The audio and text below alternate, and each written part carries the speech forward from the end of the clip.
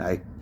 So we got two cute orange cats, and so there's some cute orange cat stories I have for you. Let's see.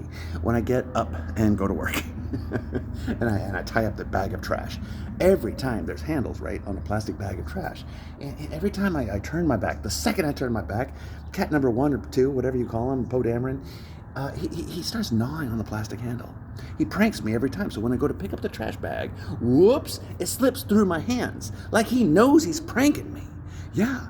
And then like if my wife and I were like playing video games and we're like on the bed and we're facing the TV and we're playing off of this game stick, the cheapest console I think I've ever purchased because it was so cheap. And I need your advice, like what's a good, affordable game stick that has all the classic Nintendo, Sega, Atari, whatever, classic games all on one stick with decent remote control capacity because like ours just sucks.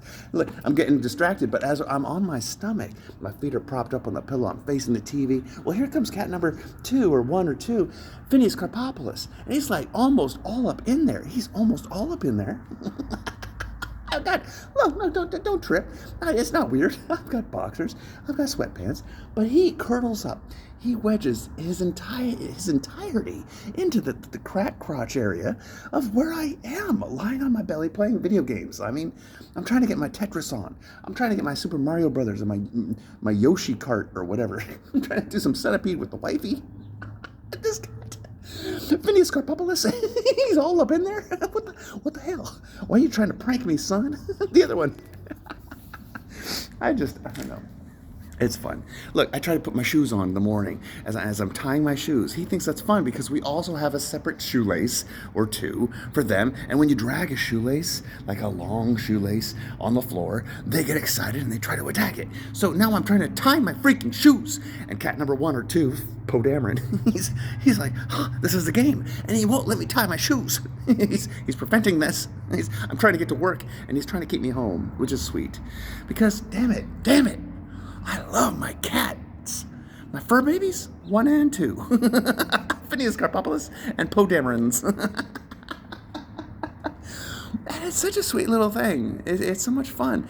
Everything we do, my wife and I, have consideration of the cats. You know, we have these tunnels, we have scratching posts and high reach ledges, and we make it fun and entertaining and stimulant for the cats. We give them some high cat sticks, not catnip, but it's something else besides catnip that gets them kind of high and crazy, and they can only handle it for so long. We have the laser lights, and they can only do that for so long before they get aggressive. And then we're like, chill down, son, chill out, simmer down. But damn it, you know what? Even if we're not playing games, that one cat is always wedged up in there.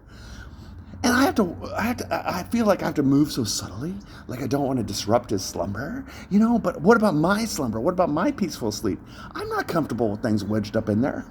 Why is my cat wedged up in there? Look, all right, anyways, it's love. I think it's all about love. And if you move forward with love. And cats, like, I don't know, you get to observe humanity through cats. You know, you see how you can just leave them alone. You see how you can just, when they want attention, they ask for it. You pet them, you give too much, they get the fuck out. They give them, you let them go. Let them go. There's things to learn from cats that I didn't learn from dogs. Dogs are kind of stupid. Cats are really arrogant. But I learned a lot more from cats than I did with my dogs. Anyways, all right, I don't know if that helps. Much love to you and yours. Bye.